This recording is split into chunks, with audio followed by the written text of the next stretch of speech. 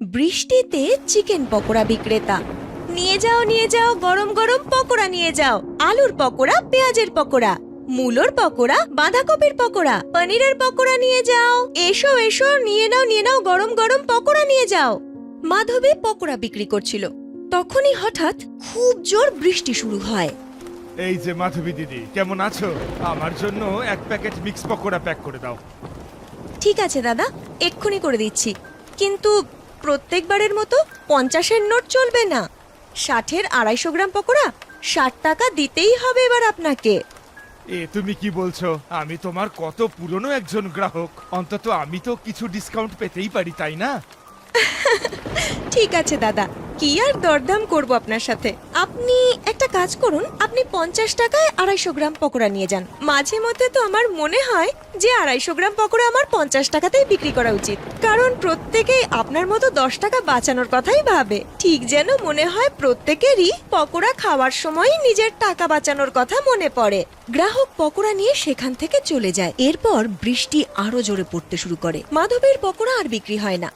সেই জন্য মাধবী বাড়ি ফিরে আসে। মাধবী ছিল এক অনাথ মেয়ে, যে সবসময় সবাইকে সাহায্য করত আর সবসময় সবার কাজ করত। যেই ও বাড়ি ফিরল, তাকে তার প্রতিবেশী শান্তি, যে ডিম বিক্রি করত, সে বলল, হ্যাঁ রে মা মাধবী, আজ তোর ফিরতে অনেক দেরি হয়ে গেল রে। রোজ তো তুই আগে ফিরিস। তুই যখন থাকিস না, তোকে নিয়ে আমার ভীষণ চিন্তা হয়। মনে হয় আজ তোর পকোড়া একটু বেশি বিক্রি হয়েছে, তাই তো এত দেরি করে এলি। না শান্তি আন্টি, আজ আমার পকোড়া বিক্রি হয়নি অত, কারণ খুব জোরে বৃষ্টি পড়ছিল তো। তাছাড়াও বাড়ি ফিরতে হতো। কিন্তু কাল বৃষ্টি না হলে আমার পকোড়া ভালো বিক্রি হবে জানো। এমনিতেও সবাই বৃষ্টিতে পকোড়া খেতে বেশি ভালোবাসে। হ্যাঁ মাধবী মা, নিজের খেয়াল রাখিস। এখন দিনকালের যা অবস্থা। পরের দিন ধীরে ধীরে যেই বৃষ্টি বাড়ছে, আমার পকোড়া কম বিক্রি হচ্ছে। আর যখন বৃষ্টি পড়ে না, তখনও কম পকোড়া বিক্রি হয়, কারণ এখন তো বেশিরভাগ সবজিতে খুব পোকামাকড় থাকে। আমার কিছু মাথায় আসছে না যে এখন আমি এমন কি করি যাতে আমার পকোড়া আবার বেশি বেশি বিক্রি হবে। এমন কি উপায় আছে যাতে আমার এই সমস্যার সমাধান হয়ে যায়? মাধবী খুব চিন্তায় পড়ে যায়। ওদিকে শান্তিও রয়েছে ভীষণ চিন্তার মধ্যে। মাধবী যখন শান্তিকে চিন্তিত দেখলো, তখন তার কাছে গিয়ে জিজ্ঞেস করে, কি হয়েছে শান্তি আন্টি, তোমায় এত চিন্তিত দেখাচ্ছে যে?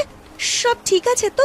রোজ তো তুমি আমার সাথে কি সুন্দর হাসি মুখে কথা বলো, তাহলে আজ এত মুখ শুকনো কেন? কি আর বলি রে মা, আমার থেকে কেউ মুরগির ডিম কিনছে না, তাই আমি ভাবলাম ওদেরকে কসাইয়ের কাছে বিক্রি করে দিই, কিন্তু সেও ভালো দাম দিতে রাজি নয়। আমি বুঝতে পারছি না কি করে যে সংসারটা চালাবো। আমার ছেলের লেখাপড়ার জন্য তো শহরে কিছু টাকা পাঠাতে হয়। যত দিন যাচ্ছে ততই সংসার চালানো কঠিন হয়ে পড়ছে। তুমি না একদমই চিন্তা করো না জানো শান্তি আন্টি, আমি তোমার সমস্যার কোনো না কোনো সমাধান বের করার চেষ্টা করছি। তখন দেখো তোমার সমস্ত চিন্তা দূর হয়ে যাবে।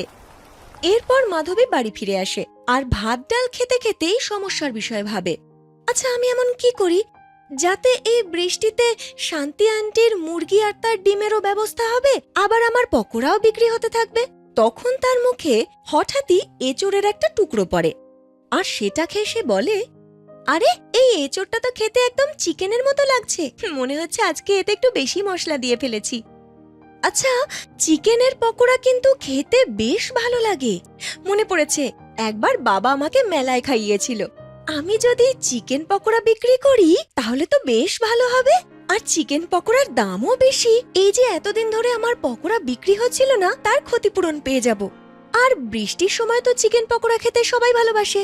মাধবী এই ভেবে খুব খুশি হয়ে যায়। পরের দিন খুব জোর বৃষ্টি পড়ছিল। তখন সে চিকেনের দোকানে যায় আর বলে, আচ্ছা দাদা, চিকেনের দাম কত একটু বলুন না, আমি পকোড়া করব তো তার জন্য চিকেন চাই। আমার এখানে চিকেন আপনি 250 টাকা কিলোয় পেয়ে যাবেন। দাদা, কিছু কম হবে না বুঝি? মাধবী 1 কিলো চিকেন নিয়ে নেয়, আর সেটা নিয়ে সে পকোড়া বানিয়ে ঠেলায় করে বিক্রি করা শুরু করে। একটু একটু বৃষ্টি পড়াও শুরু হয়ে যায়। সবাই যখন চিকেন পকোড়ার গন্ধ পায়, তখন তার দোকানে আসতে শুরু করে। আর এক গ্রাহক বলে, কি দিদি, তুমি তো আগে সবজি দিয়ে পকোড়া বানাতে, এখন তুমি চিকেনের পকোড়া বিক্রি করছো? হ্যাঁ হ্যাঁ দাদা, আসলে সেই পকোড়া না কম বিক্রি হচ্ছিল, তাই আমি ভাবলাম যে চিকেনের পকোড়া বিক্রি করি, তাহলে বেশি বিক্রি হবে। ঠিক আছে দিদি, তাহলে তুমি আমাকে বরং 1 প্যাকেট চিকেন পকোড়া দাও। আর আমাকে তাহলে কত দিতে হবে বলো? দাদা, 250 গ্রাম চিকেন পকোড়ার দাম কিন্তু পড়বে 120 টাকা। ওরে বাবা, তোমার এখানে দাম তো অনেক বেশি। না তাহলে থাক, আমি এত দাম দিয়ে পকোড়া কিনতে পারবো না। এ আপনি কি বলছেন দাদা? এগুলো যে চিকেনের পকোড়া সেটা তো দেখুন, দামি তো হবেই। তাও যদি আপনি না নিতে চান কোনো ব্যাপার না। সেই গ্রাহক এই বলে ওখান থেকে চলে যায়। তখন আরো জোর বৃষ্টি পড়তে শুরু করে। মাধবী তার ঠেলাটা পলিথিন দিয়ে ঢেকে দেয় আর নিজে একটা দোকানে গিয়ে দাঁড়িয়ে পড়ে। আস্তে আস্তে বৃষ্টি কমতে থাকে। তখন অন্যান্য গ্রাহকরা আসতে শুরু করে। তাদের মধ্যে কেউ কেউ চিকেন পকোড়া কেনে, কিন্তু বেশিরভাগ মানুষ এত দামি পকোড়া কিনতে পারে না। মাধবীর কিছু পকোড়া বিক্রি হয় না। সে শান্তি আন্টিকে ডাকে আর বলে, এই নিন, আমার কাছে কিছু পকোড়া থেকে গেছে, আসুন আমরা দুজনে মিলে এগুলো একসাথে খাই। তারপর ওরা দুজন বাইরের বৃষ্টি দেখতে দেখতে পকোড়া খেতে শুরু করে। তারপর শান্তি আন্টি বলে, সে তো ঠিক আছে রে মা, কিন্তু রোজ যদি তোর পকোড়া এভাবে থেকে যায় তাহলে তো তোর ভালো রকমের ক্ষতি হবে। হ্যাঁ আন্টি, আমিও না সেটাই ভাবছিলাম। বুঝতে পারছি না যে আমি আমার সমস্যার কি সমাধান বের করব, কারণ চিকেনের কত দাম, আর চিকেনের পকোড়া তো দামিই বিক্রি করতে হবে। দাম দিয়ে পকোড়া কিনতে কেউ রাজি হচ্ছে না। হ্যাঁ রে মা, ঠিকই বলেছিস। তুই জানিস, আজ আমার ছেলে ফোন করেছিল। ও আমার কাছ থেকে ফিজের জন্য টাকা চাইছিল। বাড়িতে চাল ডাল সব শেষ হয়ে গেছে, কিন্তু তাও আমি ওকে বললাম যে কিছুদিন একটু অপেক্ষা কর, আমি তোকে ঠিক টাকা পাঠিয়ে দেব। আমারও কিচ্ছু মাথায় আসছে না কি করি। এই কথা শুনতে শুনতে মাধবীর মাথায় একটা বুদ্ধি আসে। তখন সে শান্তিকে বলে, শান্তি আন্টি, আমার মাথায় না একটা বুদ্ধি এসেছে। আচ্ছা, দুজনে একসাথে কাজ করলে কেমন হয়? মানেটা কি রে? কি বলতে চাস? তুই তো পকোড়া বিক্রি করিস আর আমি তো ডিম বিক্রি করি, দুজন একসাথে কাজ করব কি করে? শান্তি আন্টি, তুমি তো ডিম বিক্রি করো, যে কারণে তোমাকে মুরগি পুষতে হয়। আর যদি তোমার বেশি ডিমের প্রয়োজন পড়ে তবে তো তোমাকে মুরগি কিনতে হবে। হ্যাঁ রে মা, ঠিকই বলেছিস, কিন্তু আমরা দুজন একসাথে কাজ করব কি করে?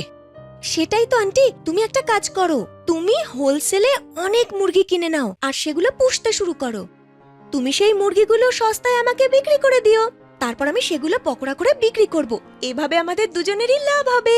মাধবীর কথা শান্তির বেশ মনে ধরে। বিষয়টা একটু গোলমেলে হলেও প্ল্যান মন্দ ছিল না। সেই দিনই সে হোলসেল থেকে অনেক মুরগি কিনে নিয়ে আসে আর মাধবীকে বলে, মাধবী, আমি অনেক মুরগির বাচ্চা নিয়ে এসেছি আর কিছু মুরগিও, কিন্তু বাচ্চাগুলোর তো বড় হতে সময় লাগবে। ততদিন তুই বড় মুরগিগুলো নিয়ে নে আমার থেকে, আর সেগুলো কেটে পকোড়া বানিয়ে বিক্রি কর। তখন মাধবী সেটাই করে। এবার সে সস্তায় চিকেন পাচ্ছিল। এখন সে চিকেনের পকোড়া মাত্র 80 টাকায় 250 গ্রাম করে বিক্রি করা শুরু করে। 60 টাকায় সবজির পকোড়া আর 80-তে চিকেন পকোড়া শুনে গ্রাহকরা খুব খুশি হয়। তাদের সেটা সস্তা বলে মনে হয়। ভীষণ বৃষ্টিতে এক গ্রাহক আসে আর সে বলে, বা মাধবীদি, তুমি 80 টাকা প্যাকেট চিকেন পকোড়া বিক্রি করছো? খুব সস্তা তো। পুরো বাজারে এত কম দামে কেউ চিকেন পকোড়া বেচে না। হ্যাঁ দাদা, সেই জন্য তো এত সস্তায় আমি পকোড়া বিক্রি করা শুরু করেছি, যাতে ধনী গরিব সবাই আমার পকোড়া খেতে পারে এই বৃষ্টির ওয়েদারে। এটা তুমি খুব ভালো কাজ করেছো মাধবীদি। ঠিক আছে, আমাকে তুমি ½ কিলো চিকেন পকোড়া প্যাক করে দাও। আমি তো গিয়ে আমার সব বন্ধু বান্ধব আত্মীয় স্বজনদের বলবো যে আমাদের গ্রামে এত কম দামে চিকেন পকোড়া পাওয়া যায়। মাধবী তাকে পকোড়া প্যাক করে দিয়ে দেয়। ধীরে ধীরে গ্রামের সবাই জানতে পারে যে মাধবী এত সস্তায় চিকেন পকোড়া বিক্রি করছে, আর তার ঠেলার সামনে ভিড় হওয়া শুরু হয়ে যায়। অন্যদিকে শান্তি আন্টির মুরগিরা বড় হয়ে যায়। সে ওই মুরগিগুলো মাধবীকে বিক্রি করে দেয় এবং আরো মুরগি কিনে নিয়ে আসা শুরু করে। এইভাবে দুজনের ব্যবসা ভীষণ ভালো চলছিল। ওদিকে শান্তি আন্টির ছেলেরও লেখাপড়া শেষ হয় এবং সে বাড়ি ফিরে আসে।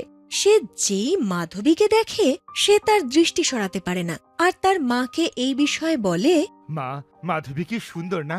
আমার ওকে খুব ভালো লাগে। তোমার যদি কোনো আপত্তি না থাকে, আমি মাধবীকে বিয়ে করতে চাই।